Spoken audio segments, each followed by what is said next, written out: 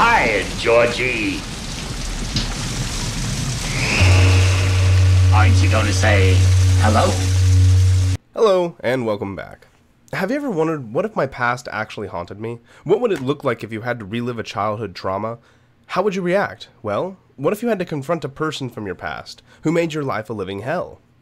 All these questions reflect the notion that everyone has something in their childhood that they say wish didn't happen, and something they'd rather forget.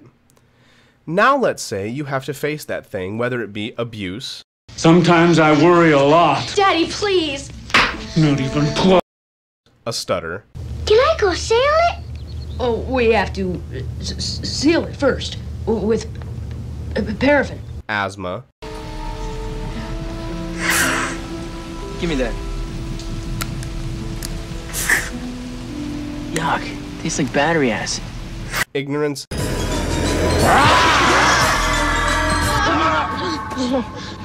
No! Yes! No! Stand! Yes! No! Yes! Yes! No! Yes! Yes! Yes! Yes! Yes! Don't let it get you, man. You saw it too. I didn't want to. But you did. Vulnerability.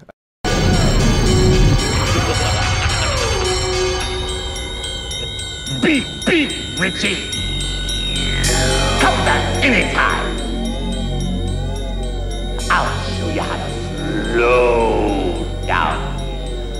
They all A childhood bully. Hey, you! Stop that right now! Get him! Obesity. Thank you, Miss Douglas. Oink, oink. Or a spider thing that takes the form of a clown to lure people, usually kids, to their death, whom you beat with silver earrings and a fake inhaler, or something like that. In that case, want to know more. Because we have the movie to give you such a scenario. Stephen King's It. Written in 1986, the novel follows the lives of 7 adolescents and their battle with a demon clown thing that feeds on people. Its film adaptation has received a 62% on Rotten Tomatoes, and roughly a 7 out of 10 overall, making it a decent horror movie.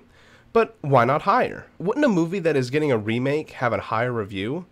Well, yes and no. See, for most movies the ending is what holds it all together, and for those critics, the ending ruined it.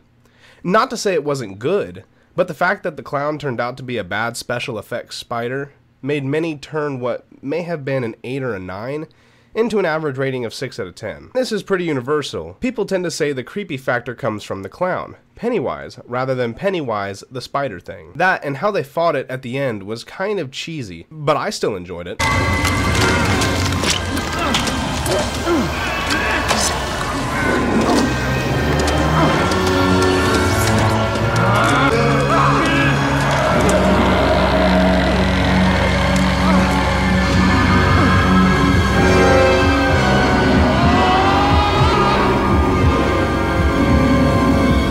So taking a look at surface tension. Looking at this in terms of plot, then it's just adults see a clown. A clown, which has been a tradition of entertainment going back to ancient Greece, though the modern clown didn't arise until the 1800s.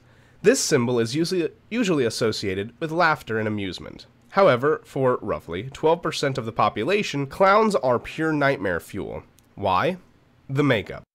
It hides the face and you don't know what lies underneath. The same is true here with Pennywise, not even being a clown. The entire horror aspect is all built on the troubled pasts of 7 main characters, but being horribly distorted and exaggerated, causing this weird, eerie feeling to arise throughout the whole movie. Oh, you! Don't you want a balloon? What's the matter? One balloon, not enough! Try it! Not to mention that damned music. Get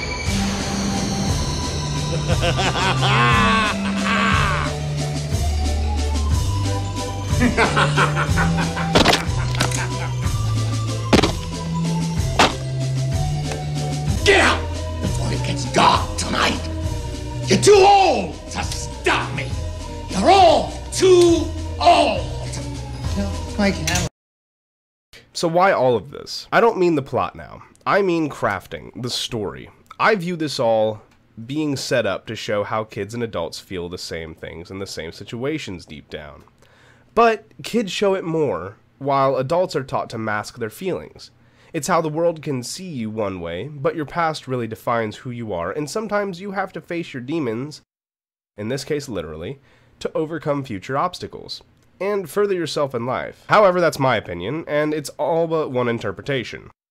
The actual meaning behind the movie is a bit more direct. Quite literally, it was inspired by a sort of troll under the bridge. Being a childhood story, however, when faced as an adult, seems so outrageous that Stephen King decided adults weren't prepared for it. So he decided to write about the literal bridging of childhood to adulthood. And thus, the intertwined stories of 7 children's battles with Pennywise the Clown, the troll under the bridge, was born and brought to life by 1986. When looking at this through an interpretation, a large consensus is that the clown is a pedophile. However, I disagree, mostly because why would all of these very different kids encounter the same predator? It doesn't make sense. So, looking at historical context. Historically, there are many monsters that take seemingly benign forms to lure people to their doom. Sirens take the form of women to lure sailors to their deaths with beautiful songs. Kelpies take the form of a horse, or a naked woman, to trick people into riding it, or touching her, before running underwater to drown and eat them.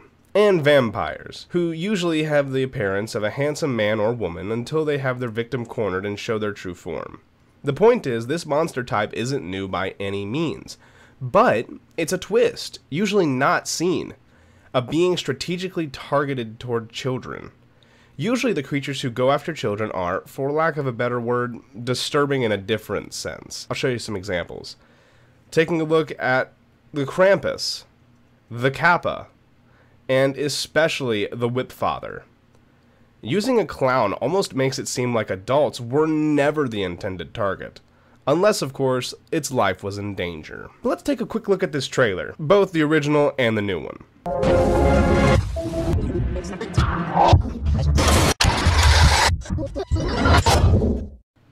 We can see a few differences. When comparing it to the older movie and this older trailer, we can see that the new film seems to be trying to retain the original atmosphere of the first movie.